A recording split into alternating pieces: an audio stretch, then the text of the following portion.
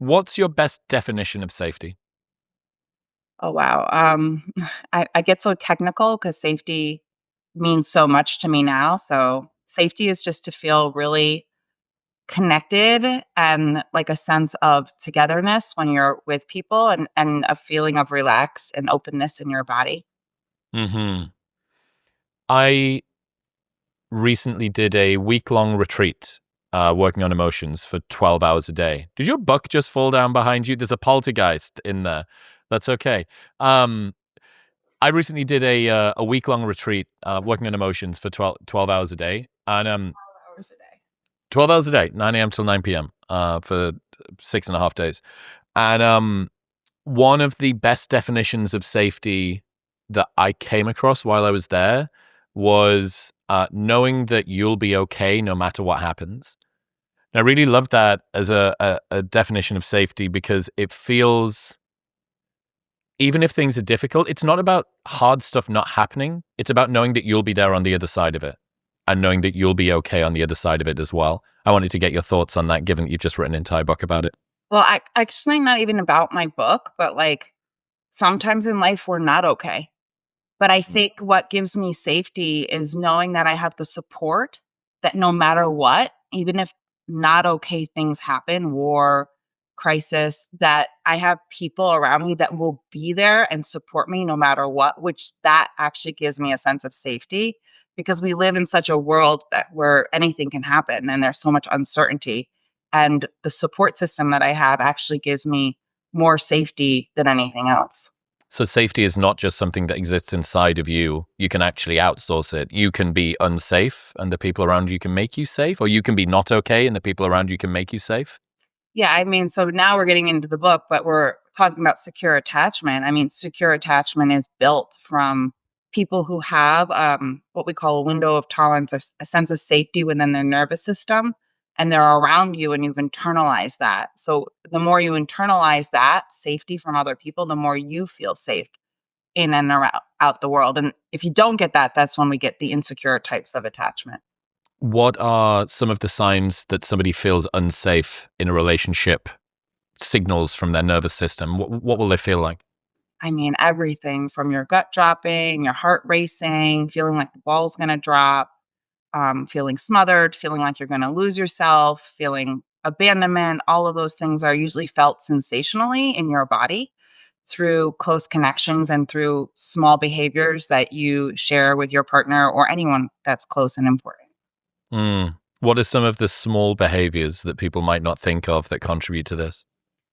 You know, one that comes to mind is the blank stare. So, like when you're really engaging with someone and they dissociate and they kind of check out, my system will register, "Oh my God, you're not with me right now," and that can kind of set my system on fire. And that's actually what a baby feels when they're with their primary caregiver, and the caregiver checks out because we need connection so badly. It's a biological imperative when we can sense that someone's not with us, our nervous system responds to that and it signals danger.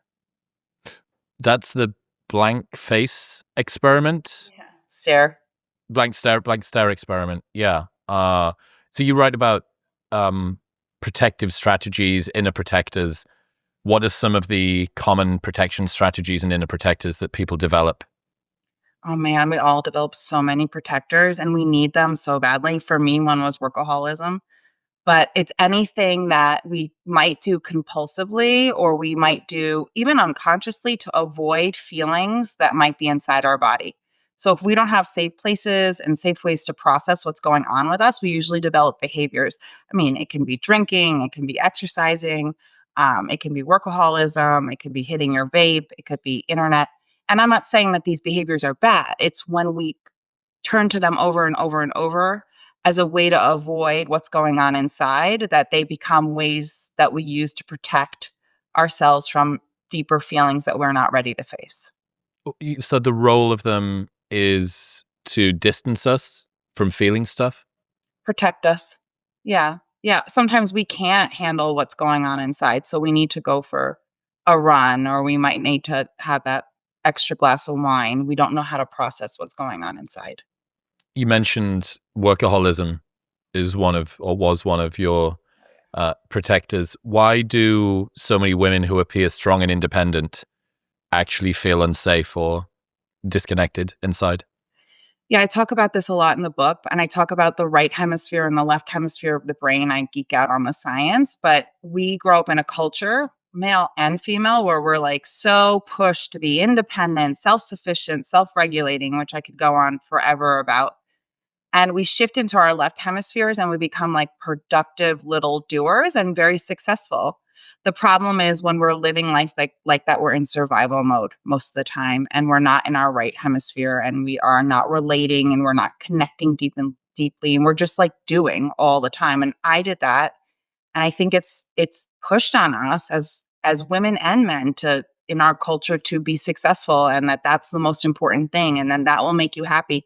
And I mean, I don't want to speak for you, but I know that being successful is not what makes me happy. It's my connections, it's my relationships, it's those that's what gives me meaning. But I think that we're all misled a lot, and we can be very lonely in that category of just go, go, go, go, be successful kind of arena.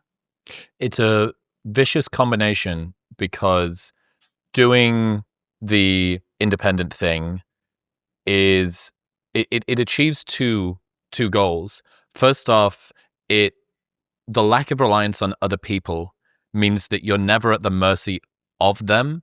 So safety may be very low, but it's only ever generated internally, and it's only ever at the mercy of what you do internally. Now, that forgets the fact that we need people around us and connections are very important and all the rest of this stuff, but that's like a slow drip, drip, drip of disconnection and misery, as opposed to the big roller coaster carousel that is, I'm with somebody and I don't know if they like me and I don't know if I can trust them and maybe I can, and oh my God, what's going on? So I think that's one side of it. It is this prophylactic that makes life much grayer, but kind of more predictable, at least in that regard, because it's on your shoulders. The other side of that is that it's rewarded by the world, because the independence is great in a meritocracy. It looks like agency. It looks like intentionality. It looks like you're able to take on things and you're a doer. And all of this is very compelling. It's beguiling. It's electric. The people around you would think, "Oh, look at you! What a wonderful person! They're an upstart and they can do it themselves." And that's the sort of person that I want to be around. So it is protective, albeit in a sort of quite unholistic way internally, and it's rewarded, albeit in a very shallow, meritocratic, capitalist way externally. So I totally see why the independence thing, the sort of boss lady energy is, especially for women, is very attractive. Well, look, I'm no longer at the mercy. For almost all of human history, women have been at the mercy of the resources and the ability of their partner to protect them, the ability of their family around them to protect them. And now I've been able to do it on my own. And I don't feel connected to anybody. And I don't feel connected to my emotions. And I don't understand why I don't feel feelings. And I don't have to engage with my felt sense of unsafety fully, but I don't ever fully feel safe. And I'm not connected to my body. Talk to me about that. So we store our relational trauma and attachment wounds in our body. And a lot of sensations move up through our body into our right hemisphere, and we can make sense, and we develop interoception and all this stuff.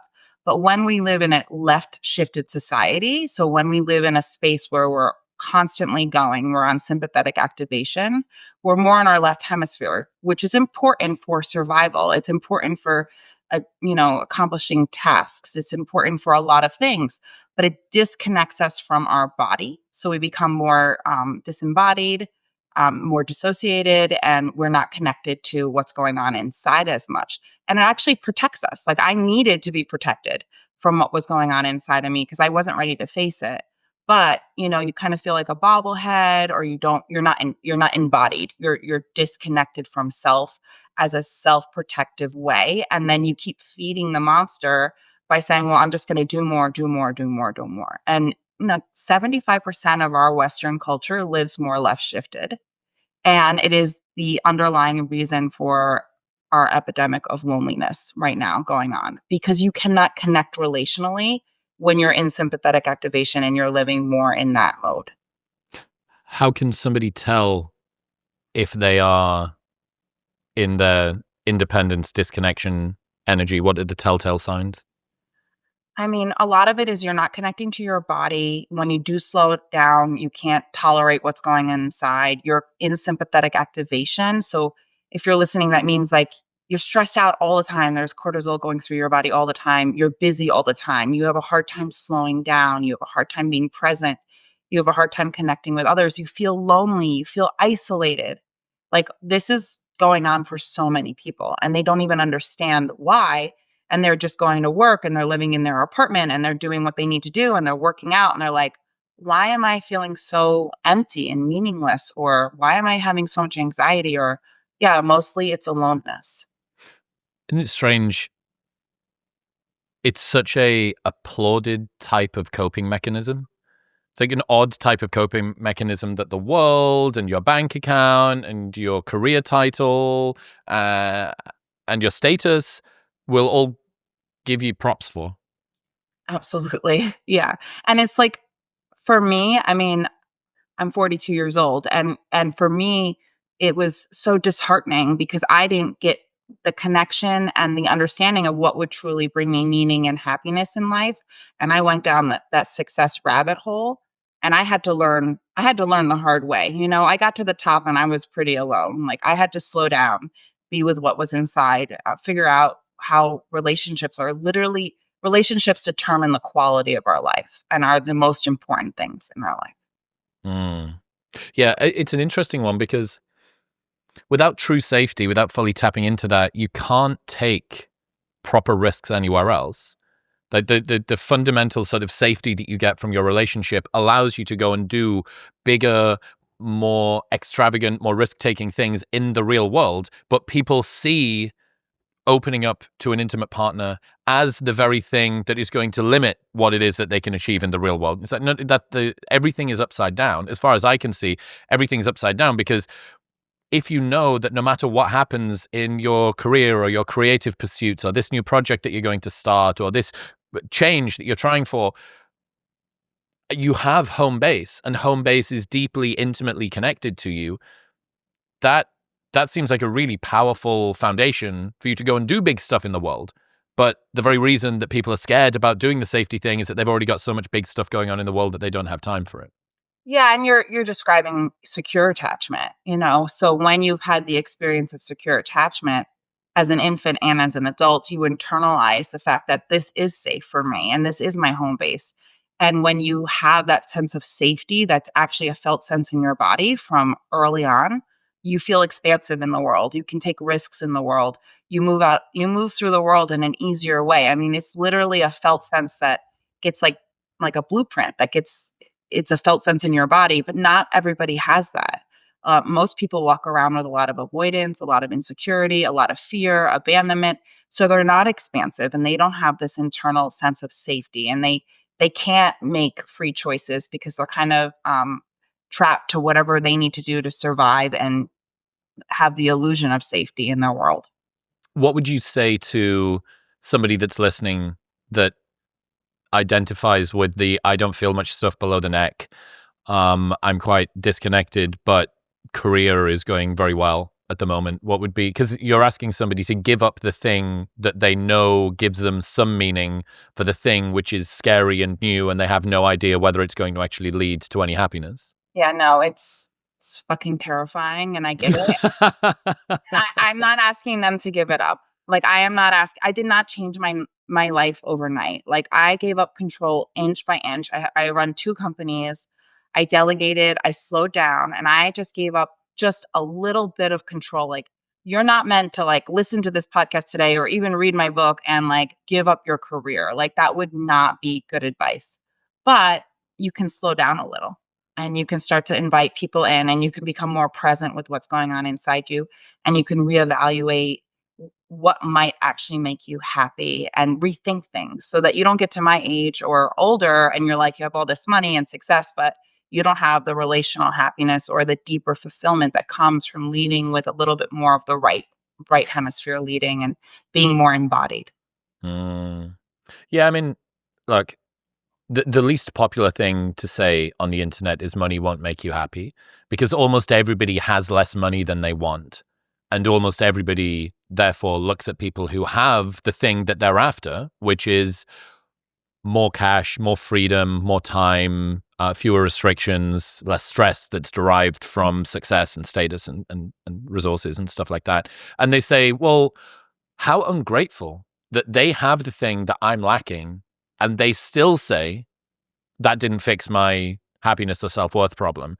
But unless there's some weird cabal, like a secret club that all rich people are a part of, that they get inducted into, that tells them once they become rich to tell all of the poor people, hey, by the way, money won't fix your happiness problems, despite the fact that secretly it will. Unless that has happened for like almost all rich people, you can be pretty reliable in the realization that they're not lying about the fact that they achieved the things materially that they said that they wanted to and they thought would fix their problems. And when they got there, they didn't feel anything other than like a tarnished sense of despondency that, oh, fuck, I did the thing and still feel this way, and it hasn't fixed my internal problem.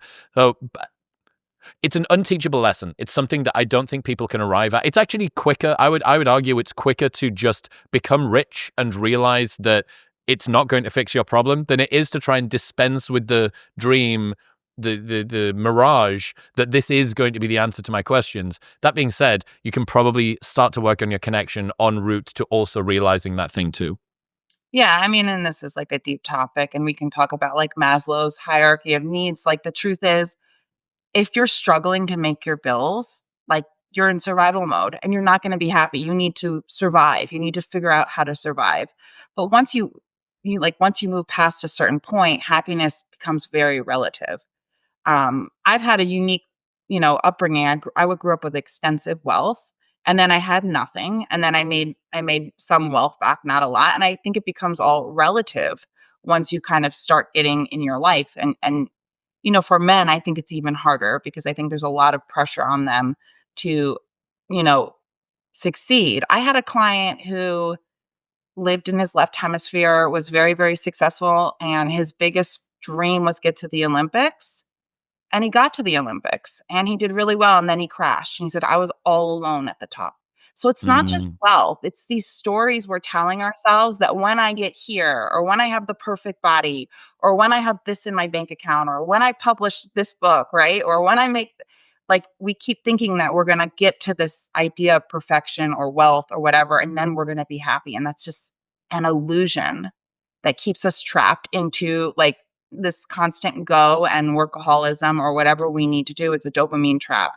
And it's just not true. You're not going to get somewhere else. You might be temporarily happy, but true meaning and connection and fulfillment come from deepening within and deepening in relationships. At least that's been my experience. And that's what the science says. And that's the message I'm trying to get out there in the world. I would have agreed with you intellectually, but disagreed with you in terms of a nervous system a little while ago. But this last year, I've been really obsessed with talking about emotions. I was trying to become less emotionally decapitated, as I called it, and start to try and live below the neck. And yeah, that week that I spent, there was nothing to do except for follow the process and sit in emotions. And it was the most sort of seen, deeply connected week that I've ever spent in my entire life. And it's a unique kind of happiness, presence, there is no number of subscribers or fucking like paychecks that can get that, because it's like saying, how much food do I need to eat to hydrate myself? And you go, well, no, you're doing the wrong thing. It's the wrong pathway. Yes, you do need some of this thing. You need some of the achievement thing, but you also need a lot of the connection thing. So I guess one interesting question is how are our patterns associated with our past? How is the way that we're showing up now with regards to safety, our relationship to safety, our relationship to other people? How is that a mirror of what's happened in our past? Yeah, I mean, I talk about this a lot in the book, but I talk about implicit memory and I talk about our original childhood dynamics. I have the wheel of attachment in there and how we related to different people and what it was like in our home, what the temperature was like, and how we adapted. And I go into that into deep detail. So the reader really gets that. But what happens is as we grow up, we attract the familiar. So we tend to, people will say, like, I manifested this, or we literally can pull or go towards a person, a job, a situation, and feel like, oh my God, this is the one, or this is right for me. And it recreates familiar patterns from our childhood because that's what our system knows, that's what our nervous system knows, that's what our nervous system expects. So many people who grew up in homes with a lot of neglect or abuse or trauma end up attracting work environments and partnerships that recreate the familiar patterns all over again. So a lot of this is about getting conscious of the original wounds and patterns so that we can break, trauma bonds and, have healthier relationships. So it's a lot of getting out of what our system knows and reorienting towards true safety and what true safety really is. Why do we find people who repeat old wounds? What is it we're trying to achieve through that? Well, there's several ways you can look at this, but the scientific way would say because that's what our system knows. And our system will gravitate towards what it knows to expect from others. So if I got my needs met and I was met, and I had emotional presence and my parents were available to me, I'm going to attract someone who's going to probably meet my needs most likely because this is what I know and this was what feels familiar. So we tend to recreate our familiar. So most people with insecure childhoods and insecure patterns tend to feel more resonant with someone who matches that and ironically repeats the very trauma that they experienced. I can't tell you how many clients come to me and they're like, I'm reliving my childhood again in this marriage. And I'm like, yes, you are. And now it's time to get conscious of that because we can heal it. It feels so fucking cosmically unfair that our nervous systems confuse familiarity with safety. You're telling me, Chris.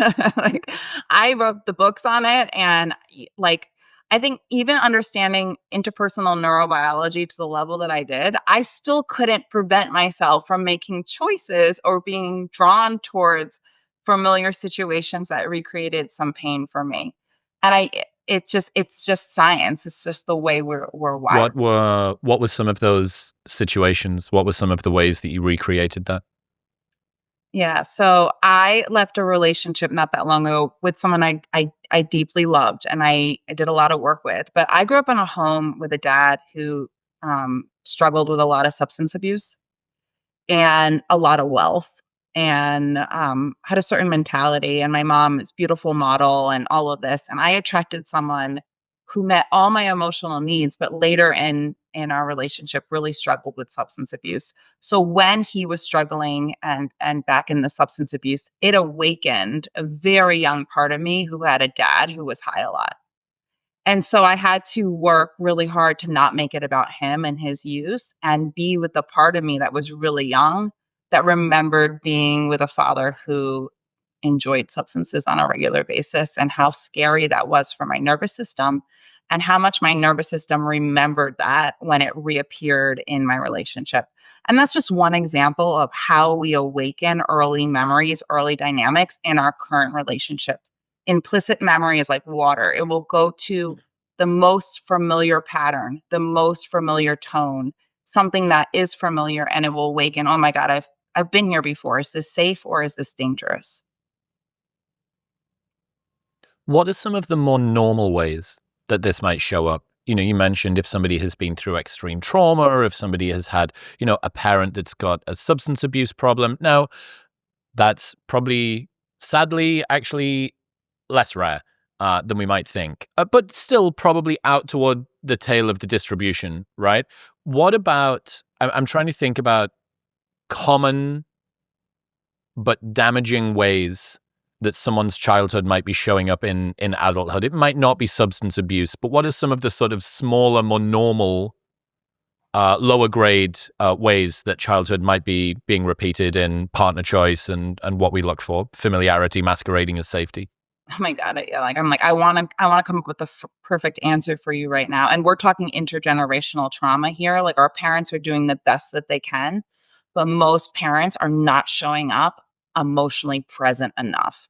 So most parents are passing down some avoidant tendencies and more avoidance. So as we focus on success, as parents are trying to get tasks done and they're not showing up emotionally in the way that their child needed, and it's not their fault, they probably didn't get it from their parents, and that's how this gets passed down intergenerationally. So until you do the work, and you start to meet with what's going on inside, and you're with someone who's emotionally attuning, and you're like, oh my god, this is new for me, this is new for my nervous system, like someone is being very emotionally present with me and available, and I have to be vulnerable, which that's like another whole conversation we can get into. We don't realize that we didn't get that. We didn't we needed it, we didn't get it until we start to receive it now. And I would say emotional availability is something that a lot of children are not getting because their parents didn't receive it from their parents. And now we're talking intergenerational trauma, and we're talking about nervous systems, and we're talking about parents doing the best they can, but also focusing on success and tasks rather than really meeting the emotional needs of the child. Isn't that strange? I was thinking about this on that week's retreat that I'd done. Quite rightly, we look at parents who dedicate their time to earning money, to providing a better life for their kids, better in terms of sort of raw resources than they had when they were children with the kids' grandparents. I reckon if you actually asked people, especially people that are tapped in, I kind of see the world as split into two groups, people that are tapped in and people that aren't. And if you ask the people that are tapped in, that have done a little bit of work, that have a bit of an understanding about what life is about, especially emotionally, would you have rather grown up with less money but more emotional availability? I really think that all of them would say yes. And it's so ruthless because, again, it seems and is noble for a parent who's saying, "Why? So you're saying that working 5 days a week, 10-hour shifts for 2 decades to provide for a family of four, you're saying that wasn't right, that wasn't something that's noble?" Yes, of course it is. But if you ask the kids when they grow up to be adults, if they start to tune into themselves, what it is that they needed more of, it probably wasn't a bigger birthday party. It was for mom or dad to pick them up and hold them. It wasn't for more lifts to soccer practice. It was to have their needs met when they felt scared. And it's kind of a ruthless realization. 100%. And it's also, it's having that parent allow you to be upset without fixing you or changing you or giving you a cookie or buying. It's that parent that has the ability to be with you through your emotional experience. And it's the feeling of with that gives a child safety. And it's the feeling of with that gives us all safety. And I think that um, parents who didn't experience their parents being with them, they're doing the best they can and they're providing and they will do what they can for their child. So it's kind of being passed down, but you're just not aware of it until you slow down and do the work. Like I've slowed down and done a lot of work, and I'm sure there'll be much more work in my life. It never ends, but now I know how to be with people in such a deeper way because I've had people be with me in such a deep and profound way that it's cultivated that ability to give that to another. What do you say to people who call the inner child stuff woo-woo? In Safe, I talk about memory and like I get so deep into interpersonal neurobiology and neuroscience. I talk about implicit memory, I talk about sensations, think the body keeps the score. That if you don't want to call it your inner child, we still need to start to look at how memory systems work in your body and how that your memory system is constantly speaking to you. Your past is internally present through these streams. And so that's not woo woo, that's science. And I got the science to back it up. So you want to take the word inner child out or little me out, we still need to work with memory because memory, our past is living right now in our present. It's alive, it's in our body, and it's right here all the time. How is that encoded? Mostly through sensation. So when we're born as right hemisphere more creatures, and we're not, as humans, we're not like fully developed. We don't come out with like a fully developed nervous system or fully developed organs. we come out, like, think of it, we're like these little, like, sensing beings, and we don't store explicit memory till like a little bit later on, 4 or 5. So explicit memory is like memory, like a movie screen. We only store sensations. Our body can only store sensations from womb to about 4. And we're storing, I forgot the statistics, but so much more sensational memory, even in this second between you and me, more sensations are being stored than like explicit memory. So we're constantly storing sensations as memory. Then, if we're growing up in a home where there's trauma and we're not processing our emotions, these sensations go into our body. They get tucked into our gut, our heart, our fascia, our body, and they stay there. And they'll stay there until we can tune into our body and become embodied again. And so these sensational memory streams and the sensations moving through our body, that's just the science. And those are the things that we have to start being more aware of if we want to heal. Okay. Why do we confuse chaos with chemistry? Like, what is it about this sort of sparkiness that happens in relationships, and how do we get sort of taken aside by it? Yeah, and it's not just chaos. I would say it's intensity with chemistry. So it can be chaos. So if you grew up in a home that had a lot of chaos and you meet someone, even if they don't appear like they have chaos on the surface, but they have chaos underneath, you're going to be attracted to them because that's your familiar. So it's more about how your familiar matches with somebody else's familiar. But I think intensity, love bombing, intensity, euphoric chemicals being released in our brain, all of that, like someone getting close really fast, all of that can feel like love, but it's not true vulnerability and it's not true closeness. But it can feel so euphoric inside that like we're kind of blinded by it. And depending on what your familiar is, you're going to be attracted to someone and that intensity will feel like home.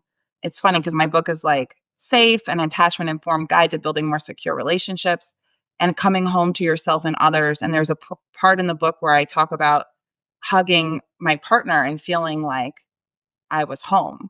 And like he represented the home I wanted because he was so attentive, but he also brought me home to all of my earliest experiences. And I think a lot of relationships do that. Like when you hear a lot of big people talk, it's like our closest relationships will bring up our earliest wounds. They will bring up our earliest patterns. They will recreate those dynamics. They will literally bring you home. Yeah, it's a very, again, it's like so fucking poetically ironic, right? That you have this early intimate relationship with your caregiver, and then you go through life to try and find one that, you know, hopefully transcends and includes and elevates what you did before, to only realize, like, I don't know, some Groundhog Day thing. I'm fucking back to where I started. Like, I mean, they say it's the same thing all over again. I mean, it's 22 decades, 3 decades later, and I'm doing the same thing. Well, that's exactly why I wrote this book because, like, we've all been there. Like, here I am again, right in my core wound. I'm being left. I'm not good enough. I'm unworthy, right?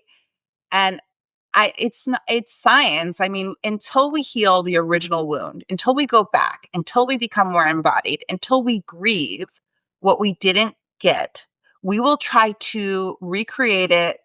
Like we will seek out something that actually we think will protect us. And ironically, it will recreate it. So it's like it's kind of like, it's a little twisted. I completely agree. The two things that I've taken away, at least so far, this confusion between familiarity and safety, I think is familiarity is not safety, it is familiarity. And this confusion between intensity and intimacy, that is also not the same thing. And often I would imagine that the intensity is born out of some of the familiarity too, that your ability to be able to tolerate that, like your tolerance window for bad stuff that you're familiar with is actually going to be greater than for bad stuff that you're not familiar with. Like you have this, a palate, like you're a fine diner or something, and you have this particular Italian food. I can really eat a lot of that, but I'm not so Chinese. I'm not so used to. Yeah. Well, and also, like, let's say your familiar is violence, or your familiar is neglect, or your familiar is, I don't know what it is. When you're in a relationship, you regress. And think about a young kid. Like, they don't have the choice to be like, you know what? You're neglecting me. I'm just going to go over here.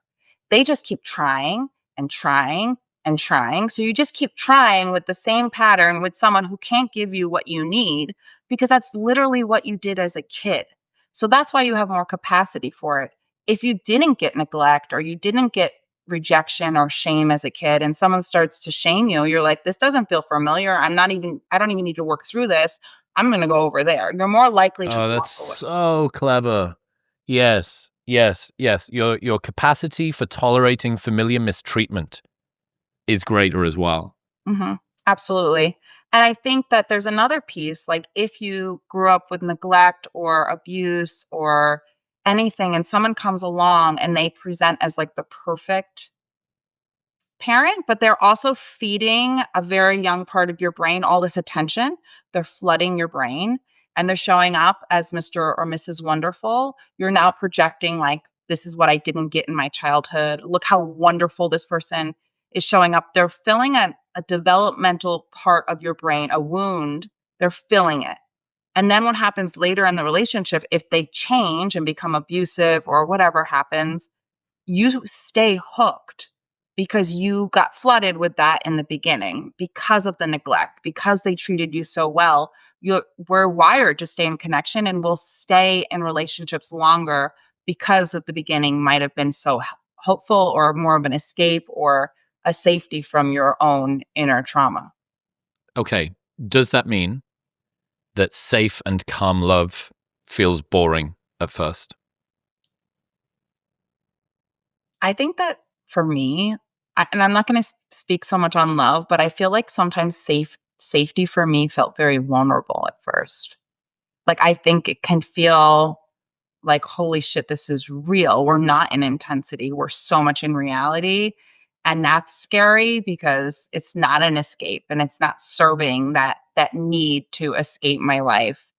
Um, as I've done my own work and I've let more what I call anchors in, and my nervous system has gotten so used to people being more present with me, I'm like, this is love. This emotional presence needs to register as love. So now I can attract more of that because my nervous system has experienced more of it in my life. But I had to experience enough of it for me to even recognize it. Does that make sense? Yeah, it does. I'm interested in why safety felt vulnerable to you. I, I- yeah, you dig into that for me. Yeah, I mean, I think Brene Brown's work really speaks on this, but in order to heal, we need to become vulnerable. In order to be vulnerable, we need to feel safe.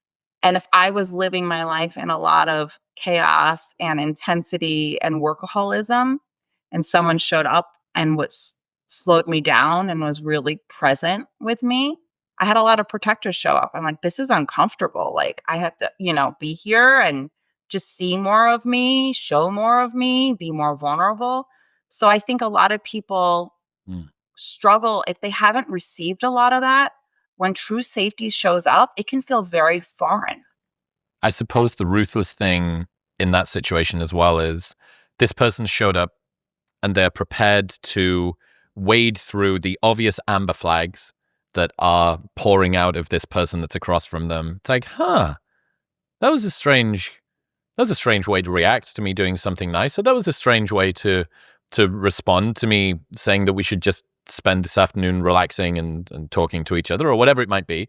And if I suppose not everybody is going to have the tolerance to be able to do that. Not all partners that show up for you as the unhealed, unwhole person that's got a ton of protectors and coping mechanisms. So you found someone, and hooray, isn't that great?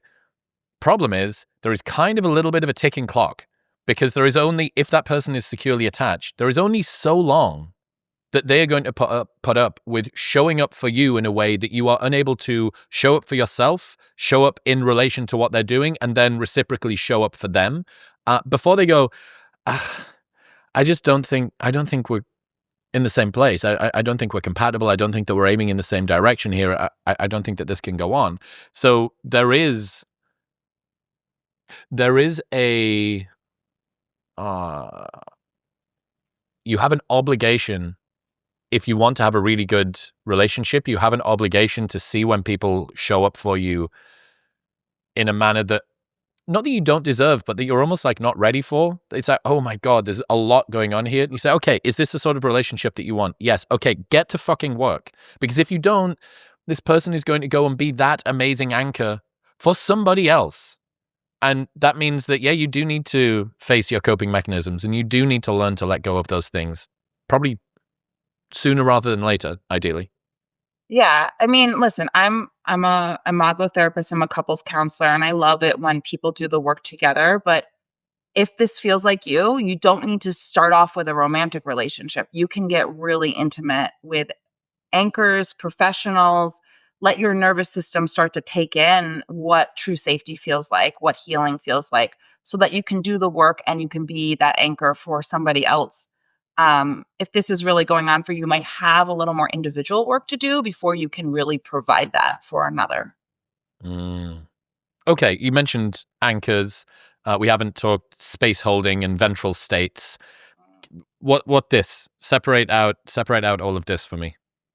Yeah. So, I mean, probably so familiar with the nervous system. I'm sure you do lots of talks on this, but a big part of the book is based on Stephen Porges's work, that our social engagement system, the way we've evolved, is to be in social connection and in safety. And we call this the ventral state. So, like, you and I are pretty much in ventral.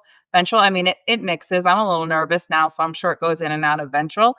But so when we are both in a ventral state, we are in a state of safety. And that's when we can be more intimate. And like I said, we shift all the time. We're shifting in nanoseconds, actually. But in order to heal deep attachment wounds, and I guess this is an important theme like out there, is that we do need sometimes adult anchoring in the ventral state of safety to hold space for our embodied experience. So we can't move trauma alone. We actually need co-regulation and adult anchoring to be with what's in the body with us so we can start to move the earlier wounds. Does that make sense? It does, yeah. What with the ventral states thing, what's a good indication that you're in it, and what's a good indication that you're not in it? Yeah. So eye contact, your breath, feeling calm, feeling expansive, your thoughts being expansive. I can tell my thoughts are not in a ventral state when I get protective or, in a survival state. So your thoughts, your breathing, the way you're connecting, feeling free, feeling open, feeling safe. I have more awe in the world. Like, I'm looking out my window, like, the world is more beautiful when I'm in a ventral state. Like, things are more magical. Music feels even more heightened. I just feel more connected to myself and others. Okay. Talking about the other side of it now, then, you mentioned space holding. There has to be an adult in the room, figurative or literal.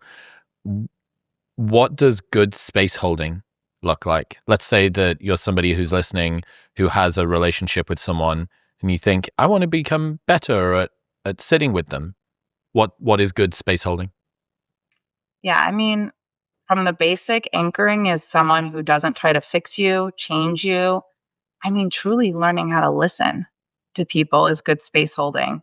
But if we were in like a therapeutic relationship or you were my anchor, Chris, and I was experiencing pain or dysregulation, your nervous system being in ventral holds my experience and allows my nervous system to move, but eventually helps my nervous system get back into ventral. So, good space holding is ability to hold safety Mm-hmm. for the other person, and your nervous system is literally helping to regulate. And that's what we call co regulation. So, that is true space holding. Is that why anxious and avoidant people find each other so magnetic?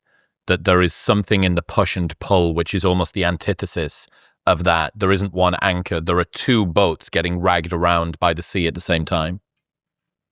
There's so many reasons why anxious and avoidant are attracted. I mean, the anxious is very lively and full of life and feels expressive.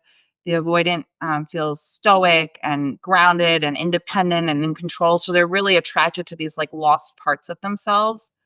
The problem with anxious and avoidant is that when an anxious person gets scared, the illusion of safety is I'm going to run towards my partner. I need to connect or else I'm going to feel my abandonment wound. And when an avoidant person gets scared, they need space and they need to run away to regulate their nervous system.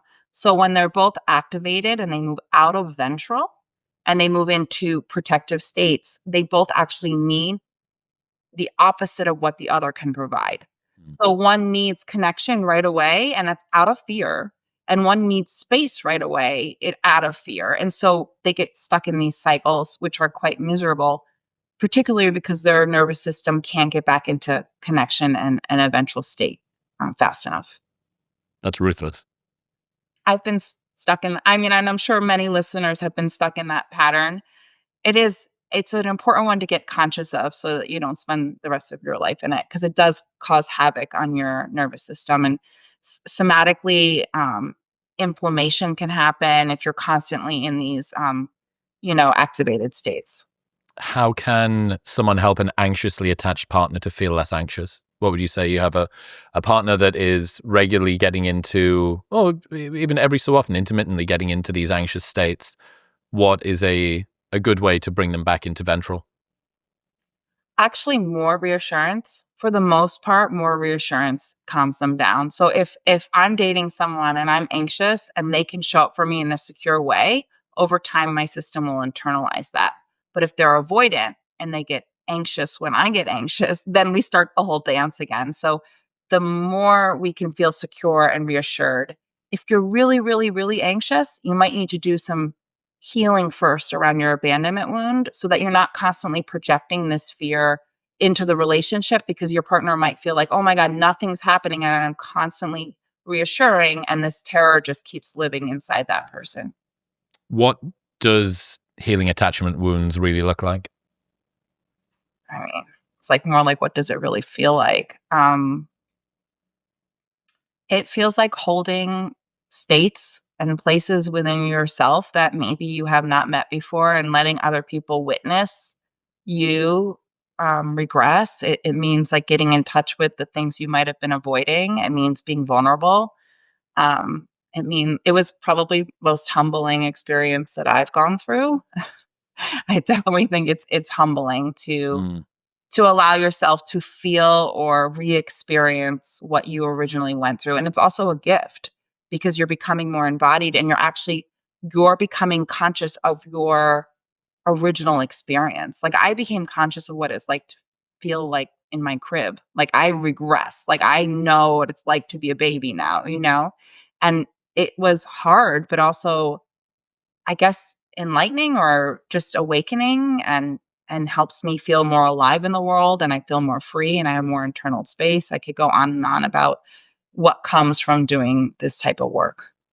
How come we can only heal in relationship?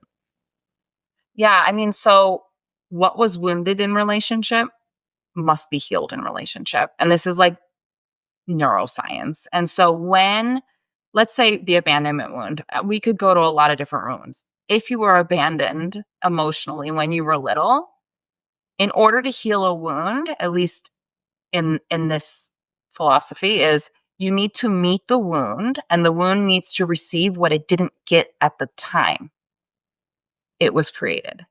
So I need to be witnessed. I need to acknowledge what I didn't get. And then I need to also be received by somebody else. I need to not feel alone in the memory of the experience as I'm re-experiencing. If I was ashamed, I need to be in touch with that and I need unconditional acceptance. I need someone to accept these parts of me. So I need to re-experience the experience. We need to have a disconfirming experience. So we need to have the experience and then revisit it and actually have it met very differently. That's so good. I've kind of got it in my head about the ruthlessness that people need. If we have childhood wounds and we need to heal them in relationship with somebody else, that means that we need to find somebody who is able to do the work to accumulate the capacity, or already has the capacity to be able to sit with us so that we can go through this. And I'm thinking, we talked earlier on about one of the challenges that women have, which is where you've got to let go of this only, uh, civilizationally relatively recently acquired independence socioeconomically, in order to tap into getting below the neck, to not being hard charging, all the rest of it. But I think this is one in particular that guys will have an issue with, which is, in order to heal in relationship, we need to be vulnerable. We need to be prepared to revisit something from our past, which is shameful or difficult or challenging or makes us feel insufficient or scared. And we need to do that in relationship. Doing that with another guy, friend, is going to be really tough. There are all of the concerns about your friends seeing you as weak, about you no longer being an ally or a compatriot that is competent. And you go, okay, well, I'll turn to my intimate relationship. And you go, okay, well, brilliant. Like, you need to find a woman who is able to sit with you going back into the most painful, shameful, vulnerable part of your life and be comfortable enough to come out the other side of it. Guys already have enough fear around emasculating themselves. Don't ever show your emotions to your partner. She's just going to leave you as soon as that is. I think almost every definition of masculinity that I've come across has some version of emotional mastery or emotional control in there as one of the definitions of masculinity. So you're saying that I need to literally let go of perhaps the keystone of my masculinity in order to be able to heal this thing. But if I go through that, perhaps my partner's going to leave me. So it does not surprise me that most guys just go, way safer, way easier for me to just swallow this and never actually tap into that. It doesn't seem particularly well rewarded or incentivized. Yeah, I mean, I'm smiling, but you hit one of the most actually painful truths out there, is that it's actually a lot harder for men to heal, because being vulnerable as a man was not even supported, and it feels very dangerous for most men. I mean, and when it was hard for me as a woman to be vulnerable. So you're hitting on a point, and I'm smiling because I'm like, this is not going to sell my book, right? Like, who wants to walk into this kind of work? But the research shows that if you do and you are courageous enough to get vulnerable, your life changes, things change inside. You have more freedom. I can't even put it into words what it's like to go through the work. And yet it is probably the scariest thing most people will do. And that's why you start slow. And it's not about you get anchors and you start slow and you find safe people. And it's not but you're hitting the nail on the head, Chris. It's really hard for men, a lot of men, and in the UK too. I mean, I have one UK client, and feelings are not supposed to be talked about, and this is intergenerational and this is cultural. And the truth is, I think that true masculinity comes from this portal of being vulnerable and going there. And it's what a lot of women say they want, right? And it's what we have to go through to get to the other side of this. So you're hitting a very valid point, and it's a very sad point, to be honest. Yeah, especially in a world that tells men your primary problem is that you're too masculine. Like, if you were just more like women, a lot of your problems would go. If you just talked about your emotions more, it's I think somewhere in the 90% of middle-aged men who take their own life had already sought help through some kind of therapy or had reached out to some sort of group or organization. You go, okay, it's evident that just talk about it, bro, isn't working. And also all of the incentives align for guys to find that hard. So yeah, I think, sympathy for the challenges that women face, but sympathy for the challenges that men face there as well. I'm interested in sort of getting practical and looking at some of the practices that couples could do together to help regulate, maybe, well, I don't know, you tell me, maybe they're about to have a difficult conversation or they want to do some emotional work. How should that be done? Or maybe they've been apart for a little while and they're coming back together and they want to have this sense of safety and deepen connection. Or maybe they've just had an argument. What are the big buckets of practices that you think are powerful for couples to do together? Well, I mean, I'm an imago therapist. I would say if you're struggling, find an imago therapist or an EFT therapist. But I think understanding your nervous system and the basics around when I'm scared, this is how my nervous system responds. And do I shut down? Do I get activated? Do I fight? Do I flee? Do I collapse? Do I people please? And what do I really need in those moments? And when you shut down, you can tell your partner, or when you're upset, how does your body respond? And instead of getting caught in the behaviors that we might be doing, can we start having conversations around our nervous system? Hey, I'm not in a state of safety right now. I'm feeling very protective and I want to get critical, or, this is where I'm at, or what I need right now because I'm not feeling safe. And how can we get back into connection and safety faster? By having more conversations about where our nervous system's at rather than repeating the behaviors over and over again. Okay, so that's the conversation. Are there any other practices that you think are good for couples to co-regulate together, or is that not an area that you like to get into? No, I mean, co-regulation is great. I think that, what happens most of the time is one couple gets activated. Like when we're in intimate relationship, we're having a telepathic conversation. Your nervous system and my nervous system are speaking to each other every nanosecond. Am I safe? Are you with me? So what happens a lot of the time where couples get stuck is one person gets activated and unconsciously and with automatically the other person gets activated at the same time. You can't even help that because we're so connected. So I think just slowing down and starting to understand, like, I have couples who get upset because their partner comes home activated and then they get activated. I'm like, you can't help being activated and you can't help getting activated back. So slowing down and starting to understand that, and then figuring out what does regulate me. What do I need when I'm activated? Get out of the story. Stop putting gasoline on the fire. How can I get back into a state of safety? What makes me feel connected to my partner? And can they give that to me? Can I ask for it? Right? It's really hard for a lot of men and women, but to even ask for what is it that I need when I am dysregulated? Some Mm. people need space. Can you give your partner a space? What I guess the challenge there is if you can only do it with somebody else, this kind of flies in the face of a lot of self-development, personal development stuff, which is you can lone ranger, monk mode, Sigma wolf your way through like whatever the problems are in your life.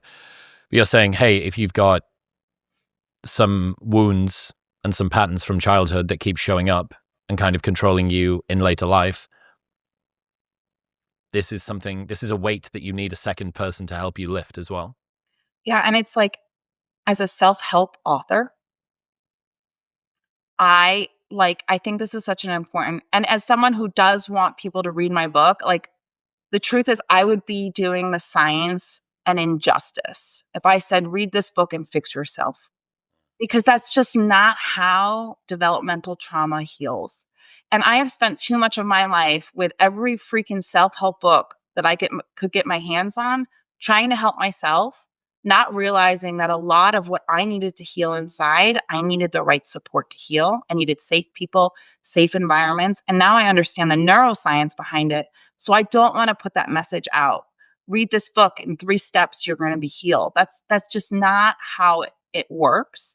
But I provide such a rich understanding of how it works that I hope you walk away feeling really grounded in the science around healing. So it's not woo woo. So you do feel like, oh my God, there is a lot of science backing up why we can't heal a lot of things alone. Hmm.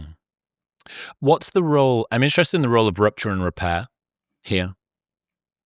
So, yeah, I mean, that goes deep. So when we're an infant and we're crying and we're fussing and we're reaching out in sympathetic activation, our parent is usually trying to figure out what do we want? Do we want, are they hungry? Are they thirsty? Are they hot? Right? There's a rupture. And then the parent takes some time and a repair.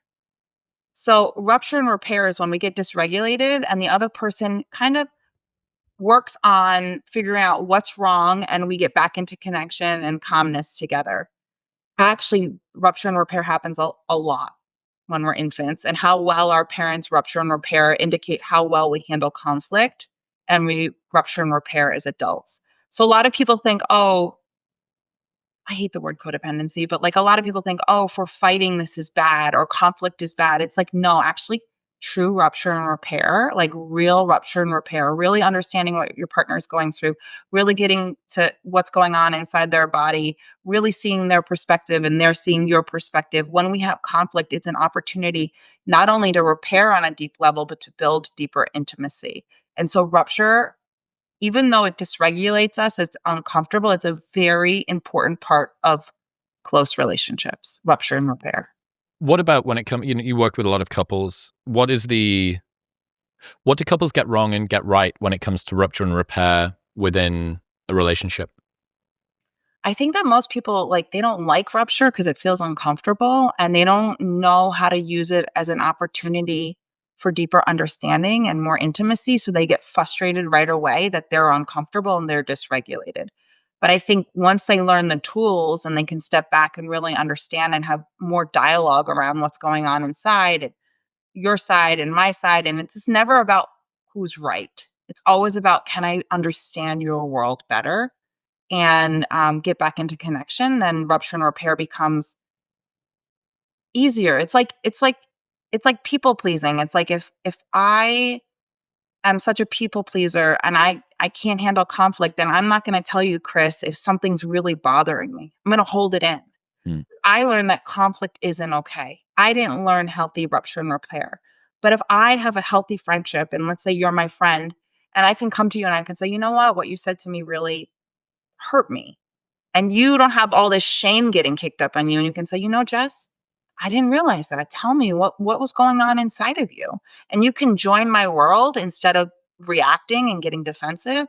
You have an opportunity to get so much closer to me. And I have an opportunity to work through what's upsetting me versus people pleasing and fawning and just kind of keeping it all in. That's like the best example I can get on like a micro. It really is important to have people that are emotionally fluent around you, because I can imagine how in a friendship like that, you have a pattern of compromising boundaries, people pleasing, in order to not upset somebody else, because you learned as a kid that other people's emotions need to be managed by you. And your friend, maybe the one time that you pluck up the courage to do that, does break down and does cry a load. And you think, well, I knew that this was how the world was going to show up for me. This is exactly what I predicted was going to happen. And your friend's inability to tolerate a fair piece of feedback has reinforced and worsened this pattern that you're trying to get over. So yeah, surrounding yourself with people who are a little bit, at least as regulated as you, or at least trying to do the work to get close to that, seems to be really important. I was thinking about as well, there must be a unique challenge to healing from wounds that are created inside of the relationship that you're trying to heal them in. Like that's got to be a real difficulty. Yeah, I mean, like, you're kind of saying two different things, but absolutely. And the one thing that blocks people from true repair is shame. So like if I told you, "Hey Chris, that really upset me," and like you had so much shame and you got defensive, it means that you didn't have the capacity. But here's what I'll say. If you can experience true rupture and repair with one friend and say, "Hey, I want to come to you with this," and really experience it once in your system, you can keep recreating it and you can know who has the capacity and who doesn't, right? And so if we keep going back to people who don't have the capacity, we're just confirming that we can't rupture, that we can't reach out, that we can't share what's bothering us. But if we orient towards a person who does have the capacity and we're like, oh my God, I was able to share and I had a disconfirming experience, we only need one or two of them to be like, oh my God, rupture might not be as scary as we think. I love that idea of disconfirming experiences. It's really cool. It sounds like the sort of thing you don't want, but I guess in this world, it's actually something that you're looking for. Yeah, especially when you want to change a belief system or a pattern inside. We want to show your nervous system, actually, you're not going to get left this time, or this person is going to show up differently. But you do need to go to people who have the emotional capacity. What about when people should stay or when they should leave? I have a whole chapter on that. Um, Sometimes the wounding is so early. I go into narcissism and I go into borderline personality, and I really describe them as complex infant trauma. And sometimes you can be with someone and your trauma overlaps so much that either you're so focused on saving them, you're so invested in their trauma, or you're regress so much that you can't get out of the dynamic. Sometimes the wounding, when it's so early, um, people need to heal a little bit more individually before they can have a healthy relationship. And it's important to understand where the trauma bond or the trauma cycle keeps repeating itself and to get conscious. Like I got conscious in my last relationship because I didn't make it about his drug use. I was able to go back to like how this really impacted me when I was tiny. So it's important for people who are repeating patterns and are stuck and are miserable to get conscious of the original wound that is actually being recreated so they can get out of the here and now and dive deeper and then break the paradigm. It's interesting that you said about sort of very early wounds, sort of very extreme ones. I think about that in relationships as well. Like the idea of very early rupture without repair, creating a signature that sort of defines all other interactions that occur from there. Like the early months of a relationship are pretty formative, and they kind of set the tone for a lot of things that are moving forward. Like for instance, if you were to have a series of big blow-ups 3 years into a relationship that had been relatively stable until then, the difference between that and what it says for the next 3 years after that, compared with this was how the relationship started, and now you've got to kind of undo all of these coping mechanisms. So yeah, I have to assume that there is such a thing as too much rupture to repair inside of a relationship as well. Yeah, I mean, and you're kind of describing a couple things, but if you rupture a lot and you don't have the tools to deeply repair, then you kind of just repeat the same thing without getting to the core of it. But most healthy rupture and repair usually actually gets you closer. So that just a sign that you're not really repairing. You're just coming back together into connection, but you're not really resolving or getting to the root of the issue. I know, like, also, I don't know if this is relevant, but I had a friend once and we never fought. And I even tell people who are dating, like, fighting is good. And 2 years into our relationship, something happened and we had a fight and she never talked to me again. Mm. And I was like, okay, we ruptured and we couldn't repair. And I think that happens a lot. Like, you don't know how someone is going to really, like, how to work through it with someone until you've had a rupture and repair. When you're dating someone, you need to have a little conflict. You need to see if they can validate you. You need to see if you guys can see each other's side of you. You need to use your voice. You need to have these ruptures and repairs because it really tells you a lot about how you can evolve together or not. Yeah, it's an interesting one. I've had um, the friendships and relationships in the past that have been like that too. And you're right, never testing the water with that does result in you like a pretty catastrophic blow up happening. That being said, there is such a thing as too frequent and too large rupture. And obviously, if you're testing the waters regularly, oh, this is great. You know, it's building our resilience. Look at how much we're getting used to being in conflict with each other. It's like, yeah, but only if you can actually come back together, hold each other, look each other in the eyes and say, I'm still here. This is, we're now stronger. You're right. The difference, it should actually be called like rupture and build up as opposed to rupture and repair, because repair looks like you go 0, -1, 0 again. But the goal is to go 0, -1, +1. And each time that you rupture, you end up in a stronger place than you were previously, more deeply connected, more aware. Yeah, I mean, yes, repair on a real level gets you deeper. It brings you deeper into intimacy. And this might be a really bad example, but let's say you've been cheated on. That might be a behavior that you walk away in a rupture and you never want to repair. No judgment here. And you could do the deep work with that person, get to the root of it, and you might actually evolve past that and understand what was really going on and have a closer relationship than ever. And that's probably not the best example because people are going to be like, someone cheats on you, just leave them. But I'm saying really bad things can happen. And if you work through them together, you actually can evolve to a much deeper level together. But it requires a lot of work. Where does somebody start? Beyond buying the book Safe by Jessica Baum, Where does somebody start practically with moving through this? Well, I actually provide your audience with the wheel of attachment, which is new to this book and new to the attachment space, but starting to understand what your earliest relationship dynamics were like, how you felt in your earliest relationship dynamics, starting to get a sense of those things because those are what we're repeating later on. So I think that's where we start. Of course, I'm a psychotherapist, and that's what I'm going to say. But our earliest relationships, how we felt safe in our home, who we felt safe with, who we didn't feel safe with, what did our bodies feel around these people, what kind of dynamics did we have with our siblings, getting in touch with all of those things, and who in my life now does that feel similar with? How am I repeating these patterns? What core wounds are continuing to show up in my life? And how much charge do these wounds have? Do I feel them in my body? Where do they live? And how big are they? Heck yeah. Jessica Baum, ladies and gentlemen. Jessica, I appreciate the heck out of you. 2 slamming books in a row that I think are very timely. Where should people go to keep up to date with everything you're doing? Well, you're supposed to get a link with like free gifts for your audience specifically. Okay. So I'll have to make sure they get that. But it's a guide to the wheel and then a video of me and my mentor who's 82, who has provided me so much safety talking about insecurity to security.